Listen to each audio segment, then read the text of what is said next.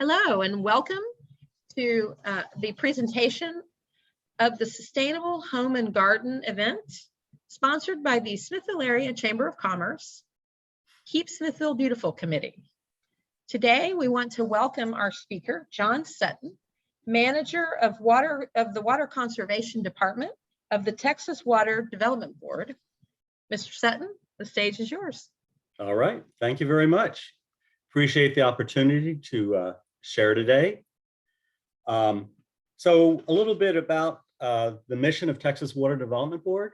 Our responsibility is to lead the state's efforts in securing a secure water future for Texas and its citizens. And we do that in a couple different ways, through planning, basically the state water plan, which I'm going to talk a little bit about that, as well as conservation, financial assistance, technical assistance.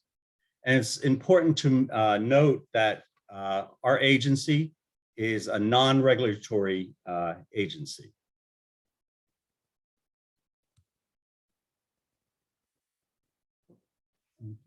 So a little bit about state water planning.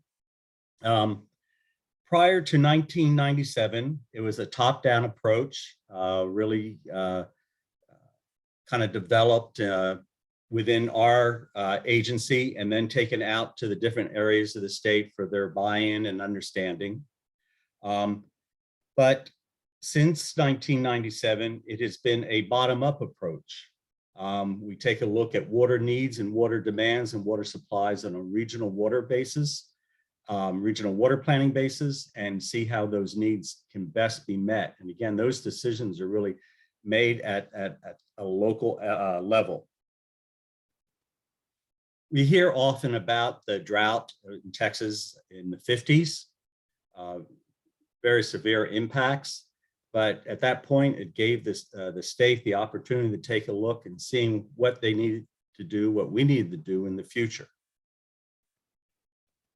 When we take a look at water planning, our planning horizon is 50 years. So right now we're looking how we can best meet water needs and water demands between now and 2070. We are looking how to provide for the orderly development, management, and conservation of water resources, how we can best prepare for and respond to drought conditions. And at the same time, we want to make sure that we have sufficient water available at a reasonable cost to ensure public health, safety, and welfare, and further economic development while protecting the agricultural and natural resources of the state. So how do we plan? We take a look at what future population and water demands might be like. We take a look at existing water supplies. We identify surpluses and needs, identify shortages that we may have around the state. We take a look at evaluate and recommend water management strategies. We make policy recommendations. The state water plan is then adopted from the 16 different regional water plans, and then we prioritize those recommended projects. So why do we plan? Well, taking a look at population growth between now and 2070, it is expected to almost double. So certainly with that growing population, there's a growing need for water use and water supplies. I want to take a little bit of a look at where that population growth is happening. The darker the color, the higher percentage of increasing growth between now and 2070. The darker color here is more than a 200% increase in population. So you can see a lot of growth is happening up in North Texas, the Metroplex area, also the central area, north of Houston, and then again, some in the Lower Valley area. So, and we see a lot of the counties around the state have population growth of some level. Second reason why we need to plan for water is the solid line here represents our demand. The dashed line shows our existing supply. So when we look, well, during the whole planning horizon, during times of drought, we can see there's a big gap, and it gets larger as we go further into the future of what our existing supplies are of water, and what that demand of water is going to be. So I mentioned the regional water planning process. Again, it's a bottom-up approach. We have 16 regional water planning groups. Each of them have representation on them of at least 12 stakeholder groups, from agricultural, industrial, county use, et cetera. They meet, develop regional water plan. Those regional water plans are updated every 5 years, so it's an ongoing process. And then once those regional water plans are developed, then we have a state water plan again. So we have a new state water plan. The newest one is 2022, and our next one will be in 2027. So it is an ongoing process, continually being updated and adapted as we see needs and demands change. So the process takes a look at water use by category: municipal, irrigation, livestock, mining, manufacturing, steam, electronic, and takes a look at the projected demands of each of those and how those needs can best be met. So let's take a look at the planning in a nutshell. You know, how many Texans are there going to be? What's our population going to be like? How much water is going to be required? How much water do we have? Do we have enough? What can we do to get more? Where is that water going to come from? And again, of course, how much will it cost? We take a look at strategies by water resource, okay? Most of our future water supplies are going to come from surface water, followed by demand management, and that includes conservation there, the reuse of water, groundwater, seawater, desalination, and aquifer storage and recovery. We've seen demand management and reuse. Those are two areas that, and desalination, seawater, through the last couple of planting cycles have continued to grow on a higher percentage. So as technology changes and improves, and cost, as those as reuse and desalination may become more cost effective, we're going to see higher use in those categories. So breaking it down a little bit more and taking a look at those strategies by type, again, surface water, followed by agricultural water conservation, municipal conservation, new reservoirs, indirect reuse, groundwater, direct reuse, and you can see as we go down desalination, drought management, you know, all the way down to industrial conservation. Agricultural conservation, municipal and drought management, and industrial conservation are in demand management, while all the others are water supply. So as mentioned before, what's the cost? Everything comes with a cost. So we're looking at capital cost over the planning period of $80 billion. We can identify that probably 47 billion of that can come from state financial programs that we have available. The rest will come probably from local sources and such. But again, meeting future demands does have a cost with it. It also has a cost if we're not able to implement the plan and meet those demands. You know, we have lost income, and we also have the lost jobs during that time period. Again, that's something for the economic well-being of the state. We certainly don't want to see that happen. So when we take a look at conservation plan, conservation in the state water plan, active conservation makes up about 29% of the strategies for 2070. Breaks down by municipal conservation, agricultural conservation, industrial conservation. Over half of the water user groups have identified conservation needing to be implemented. And again, comes with a cost of just over $7 billion in capital costs for implementing conservation programs. Active conservation, there's active conservation and passive conservation.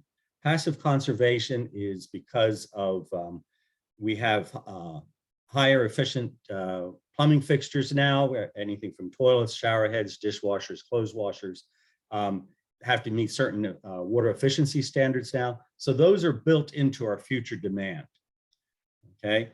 Active conservation is actually going to be programs that need to be implemented at local levels, whether they are, you know, for landscape rebates or anything like that. So that active conservation is going to, you know, are activities and programs that are going to need to take place. Again, most of this is going to be on the local level. So when we talk conservation, what are we talking about? Programs, strategies, activities that are going to help ensure the reduction of the use of water, the increase in efficiency, the reduction of the loss or waste of water, and the increasing of recycling and reuse of water.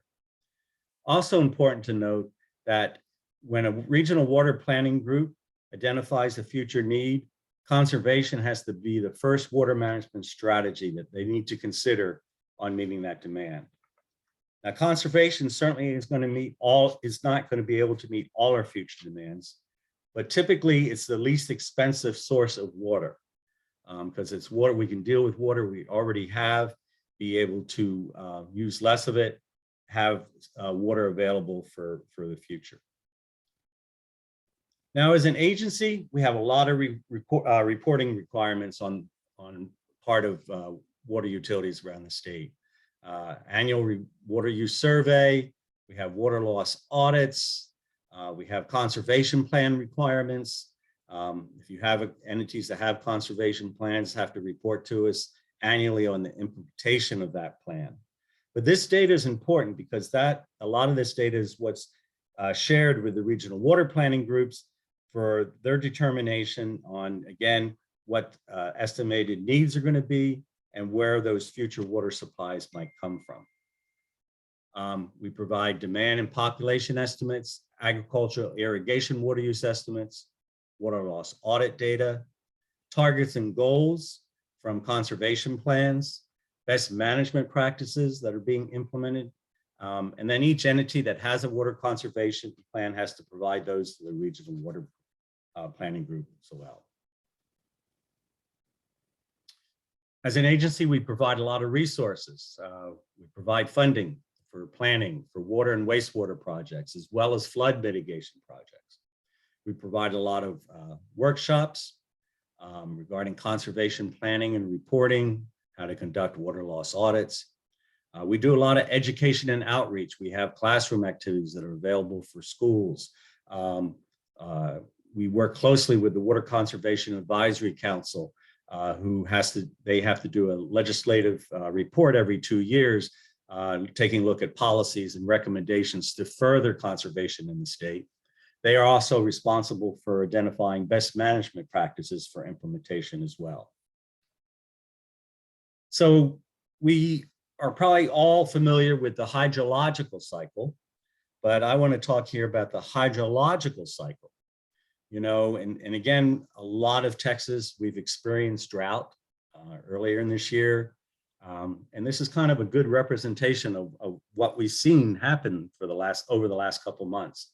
You know, earlier on in the year, we had some rain, things were pretty good, our yards looked good, the lakes were probably full. So, you know, a little bit of apathy sets in, you know, then it gets a little hot, a little dry, not a whole lot of rain. The winds pick up. We had a lot of winds this year that seem to dry out things even quicker. We have drought. So we all of a sudden, well, we become a little more aware, you know, my yard probably needs more water. Maybe I'm not allowed to water as much as I would like to because my utility said, well, I used to be able to water 2 or 3 times a week. Now I can only water once or twice a week, you know, so I get a little more concerned here. You know, if it continues, we have panic, you know, exactly what are we going to do? How's my yard going to make it? I'm bringing it down to a real individual basis here. And then it rains. And then we kind of start the cycle all over again. Unfortunately, we've seen a lot of the rain events around the state really brought a lot of flooding. And very often we've seen periods of drought go from extreme drought to flooding conditions very quickly. Unfortunately, we never know when they're going to happen and how long they're going to last. But then again, eventually, you know, we kind of get back into this cycle again. Want to also emphasize the difference between conservation and drought mitigation or drought response. Conservation is long-term It's really dealing with efficiency. Ideally, under conservation and the wise and efficient use of water, we can put off having to mitigate for drought because we're keeping our water supplies intact. Drought is very often a short-term response, hopefully, and sometimes those responses need to be severe, depending upon the severity of drought. But again, there's some similarities between conservation and drought, but again, they're very two separate items. So what can we do? What can you do? You know, when we take a look at conservation and even the implementation of the state water plan, you know, become familiar with your local water supply, your local water suppliers, what resources are available, what is going on. Become familiar even with the regional water planning group and what it's talking about for your water, for your area. County Extension and AgriLife are great sources of conservation and drought responses and mitigations and measures and activities. Think about the water that you're using. You know, every time you turn on the faucet, it's as easy to turn that faucet off as it was to turn it on. Do you need as much water as you're using for every time you do turn on the faucet? Those are little things that really add up when we all kind of get together behind activities like that. Landscape watering and seasonal water use has a big impact on utilities. You know, they have that peak goes on in midsummer, and that peak and that increased water use adds a lot of expense to the water utility, because your water utility needs to be able to meet that peak year round, even though it may be placed on them only for a couple of months a year. But do we really need to water as often as we are outside? Where I live, typically I'm on 2-day-a-week watering. So I was watering 20 minutes, my automatic irrigation system, 20 minutes twice a week, okay? Now I'm only allowed to water 1 day a week. So actually what I did, I increased my time to changed to 1 day a week, increased my time to 30 minutes 1 day a week. And actually that's more efficient use of water, plus I'm using less water. And what I'm finding is that water is percolating deeper down into the ground. My grass and my plant material, my roots are going deeper into the ground. And so even if that top part of the surface dries out, I have more moisture lower in the ground. So I'm using less water and being more efficient also. Rainwater harvesting is getting a lot of interest around the state. We have some information on our webpage about it. You know, there's some people that are completely dependent upon rainwater. You know, large cisterns that they have, has to go through a treatment process. They use it for all their water use. A lot of people are finding 55-gallon drums and rain barrels as a way to go.